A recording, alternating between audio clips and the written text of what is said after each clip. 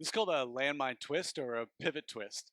And again, I'm going to take the bar and just put one end on the floor. You might want to put a dumbbell or something down or put it in the corner between the floor and the wall to make sure that doesn't slide anywhere.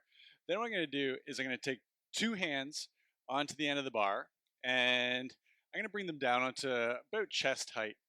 This is a very slow motion of what the move is going to look like. I'm going to spin and go into a lunge onto my right leg, and I'm going to twist so that my left elbow is facing up to the ceiling. And then I'm going to pop back into my standing position. So I'm going to show you this full speed. It looks something like this. And then I can do this on the other side. Twist, back to center. And so it becomes a very dynamic movement. Typically, I like to do it repetitively on one side, something like this. And you're going to really feel your legs working, your heart rate's going to be going. And because we're twisting, we're getting a ton of core work here as well.